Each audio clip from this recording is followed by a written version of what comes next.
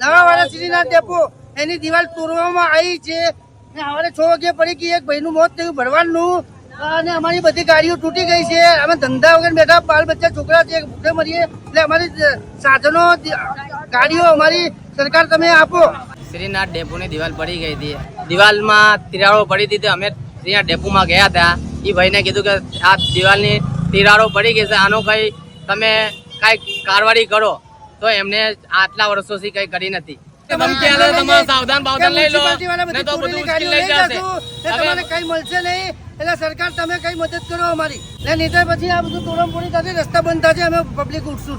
આ રાત્રે 6:30 આ દિવાલ પડી, એક વ્યક્તિની મોત થઈ ગઈ ને અમારા બધાના સાવધાનો તૂટી ગયા. ભાઈ હવે આ સાવધાનો ના આપે તો અમારી રોજીરોટી ક્યાં કમાવા જવાની? અમે ઘર ભાડાના મકાનો રહે છે, ઝૂંપડામાં રહે છે. હવે અમારી રોજીરોટીના કારણે આ દિવાલો હજી આ તિરાડો પડેલી છે, તમે ભાઈ જોઈ શકો છો. આ આખી દિવાલો પડે. હવે અમારા નાના છોકરા સામે જ રખડે છે, આવીને દિવાલો પડી જાય તો દબાઈ જાય. ભાઈ અમારા એક વ્યક્તિની મોત થઈ ગઈ ને અમારા સાવધાનો તૂટી ગયા. હવે અમારા સાવધાનોને ભરપાઈ કોણ કરી દેશે અમને? ભાઈ અમારી રોજીરોટી હવે આમાં છે. હવે અમે ગાડીઓ તૂટી ગઈ, ઘરે બેસી રહીએ તો અમે હવે કમાવા ક્યાં જશો? અમારા છોકરાને ક્યાં પૂરું કરશો? અમે તો એટલું આધા વીતી છે કે અમારે તો એટલી આધા વીતી છે કે સરકાર અમને જલ્દી આપી દે અમને.